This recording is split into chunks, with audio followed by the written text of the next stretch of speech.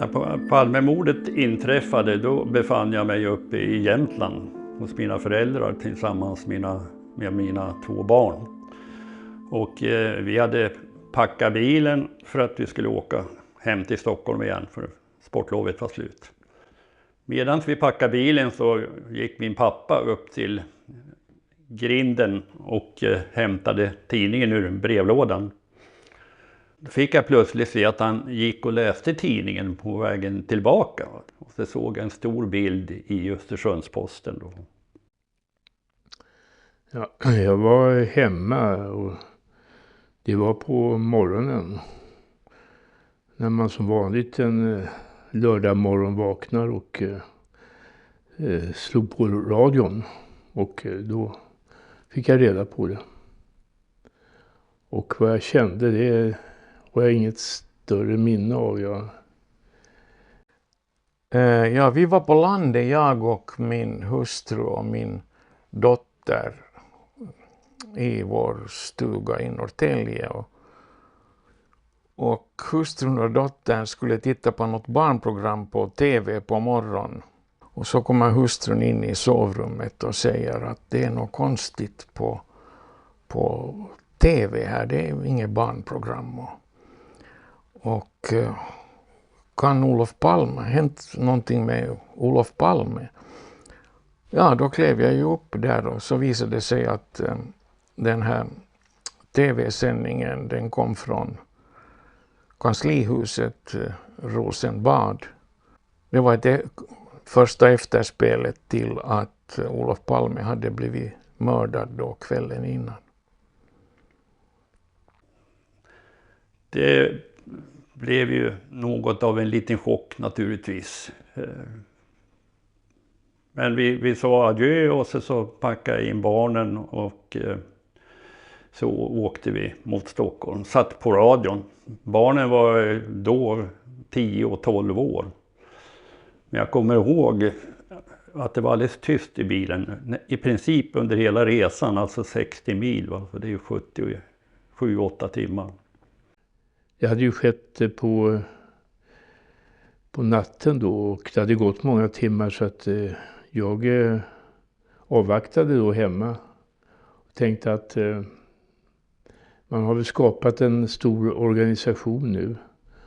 Och det är ju rimligt att någon ringer till mig och säger att jag ska komma in om man finner det nödvändigt. Man tyckte ju det var osannolikt och så börjar man då fundera över vad kan ha legat bakom och vem kan det ha varit och sådär. Det var ju fria spekulationer eftersom man inte visste någonting. Jag vaknade ju på morgonen då och slog på radion och då var det ju någon form av psalmmusik eller sorgemusik. Jag kände inte igen det här på rad, tänkte vad är det här för någonting? Men så avbröt de ju för en nyhetsrapportering då och då talade de om då att Olof Palme hade blivit skjuten på Sveavägen in i stan och tänkte nej, alltså det tog en stund innan det sjönk in på att det verkligen är på det här viset.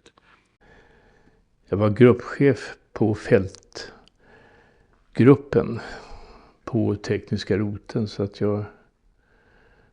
det hade väl kanske varit rimligt att jag skulle ha fått arbeta med det här nu under helgen.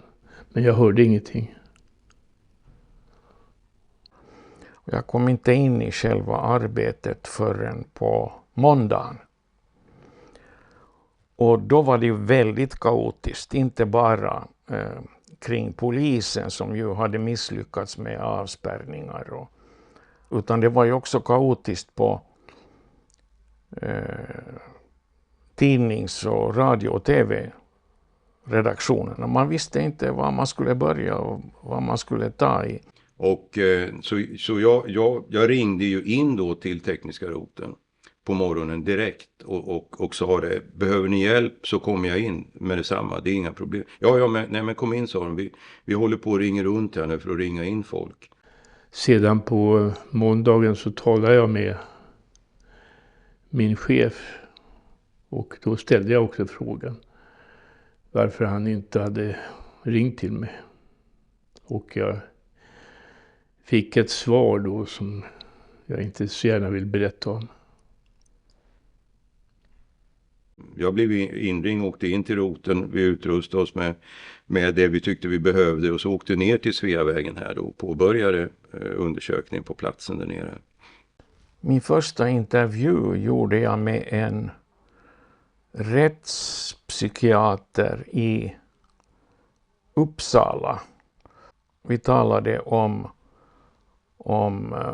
psykopater som tänkbara mördare och hur sådana beter sig och kan reagera. Så jag förstod, eller kände på mig att det här kommer att bli svårt om inte man griper honom ganska snart.